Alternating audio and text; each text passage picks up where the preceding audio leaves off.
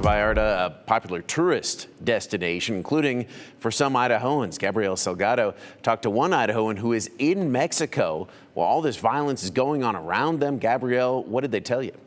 Justin, Rich Wright was on vacation in Puerto Vallarta celebrating his 6th wedding anniversary.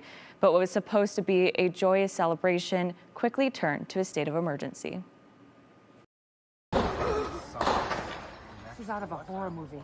After the Mexican army shot and killed cartel leader Nemesio Ruben Oseguera Cervantes, also known as El Mencho, on Sunday. The locals are pretty shaken about this, and they're concerned about what the future holds. Unrest unfolded in Mexico. The entire city was in smoke.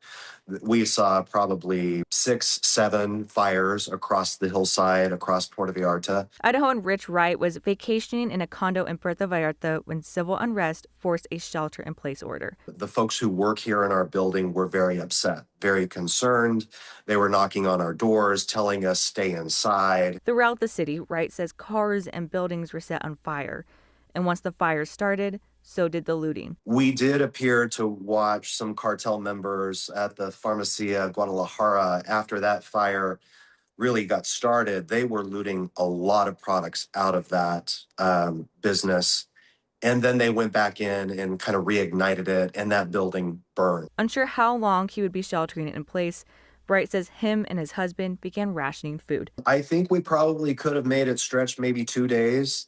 I think we had a total of maybe four pieces of pizza left over, and a couple of bananas and a couple of limes, and maybe a half bag of chips. By Sunday evening, military members started clearing out blocked intersections.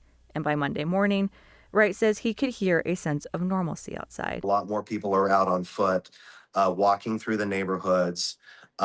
We are starting to hear car traffic on the streets. We are able to see some taxis that are beginning to make their way through our area of the Zona Romantica. But one of his biggest concerns is getting to the airport to come home. A lot of the flights have been canceled. But the question now is, even if the flights weren't canceled, would we even be able to get there? Wright says his flight back to Idaho is scheduled for Thursday with a connecting flight in Minneapolis. But with the blizzard slamming the East Coast this weekend, Wright says he's keeping his eye on his flight status just in case that storm hits or impacts Minnesota. And Wright says locals in Puerto Vallarta are still greeting him with compassion and smiles, even if it's through worried faces. Well, good to hear there, Gabrielle. Thank you. Well, speaking